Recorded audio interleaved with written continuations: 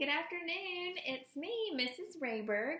First of all, I just want to say hi to all of our sweet kindergartners out there. I'm definitely missing all of your faces, hearing your hellos in the morning, and just know that we wish that we could be at school with you, but since we can't be, we're hoping that this is the next best thing, that you still get to see us and hear from us, and we're here to give you some additional resources to help with the calendar that the Walton County School District sent out for you guys to follow at home this week. So I am on here today to share a little bit about how we journal at school, and at the end of this video I'm going to put a couple different links to our kindergarten Google Drive, and everything that I show you here is going to be in that link, okay? Oh, there will be 3 different links, and I'll explain that. But the first thing I want to show you is a writing page that you have the option of using. Of course, you can always use notebook paper, just plain white paper that you draw your own lines on. Whatever is the easiest for you, please feel free to do that.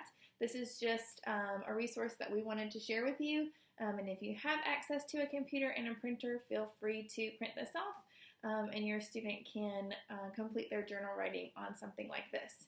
So what I'm going to do, one of the links that I'm going to send at the end of this video is a PowerPoint, and it's going to have 5 different prompts, one for each day of the week, so that if you and your child want to write a journal, it just kind of gives you a jump start of what they can write about, because I know sometimes it's hard to come up with, there's only so many my favorite, things out there. So these are just something that makes the journaling a little bit more fun for them, and a little bit easier for you at home as parents. I'm going to send you week 1. Each week I'll come in and send you a different journal prompt through the Google Drive. And so today I just took an example from week 1. I think it was from day 3. But so obviously they can put their name here. We've practiced writing the date the short way, is how I refer to it with my students. And then on the PowerPoint, you're going to see a question at the top, and then at the bottom there's like a speech bubble. So in my class, we've been using these and practicing with it, and the kids, I read the question to the kids, and then they know that they're supposed to copy the words that are in the speech bubble, and then they have to fill in the blanks. So for instance, the one that I chose is asking, what color makes you think of happiness? And so your student would write, blue makes me think of happiness because it's the color of the sky. Or green makes me think of happiness because the leaves on the trees are green. Or pink makes me think of happiness because I love to see pink flowers. It can be anything that they want, and different ones. Sometimes they don't have blanks at the beginning. Sometimes they don't have to answer why with because. Most of the time it does ask them to do that. But we ask them to copy the parts down and then fill in the blanks, and then of course up top draw a detailed picture to match their sentence. So like I said, this is just something supplemental. This is absolutely not something that you have to do. It's just we want to be here. We want to provide some extra resources for you guys. So if you have any questions about any of it, please reply, put a comment on this video, and I'll be happy to jump on here and answer any questions that you might have about it. I said there will be a couple of links at the end of this video.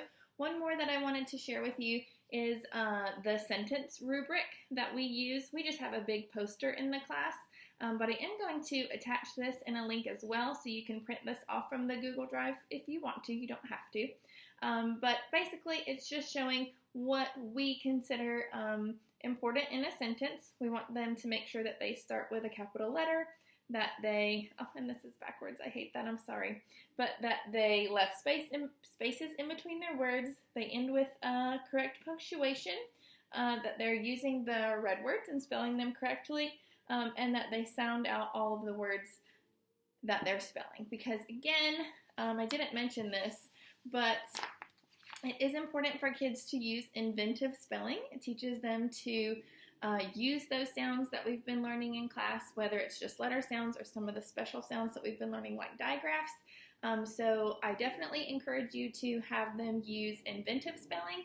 Don't just spell the words for them. Just say, okay, use your sound. See what you can come up with.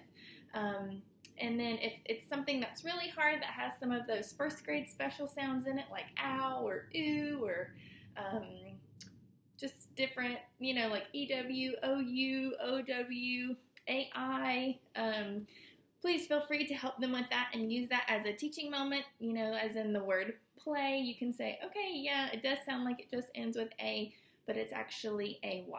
And just give them some feedback on their journal, maybe correct anything that they, made a mistake on, and just let them know, hey, it's okay, you used your sounds, but next time you spell play, remember that it has AY at the end and AY does say A.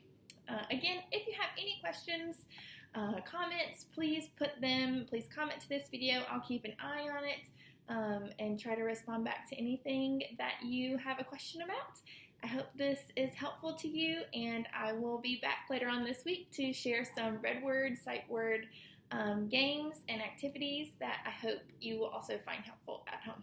All right, hope you guys have a great day. Stay safe out there, and I'll talk to you soon. Bye.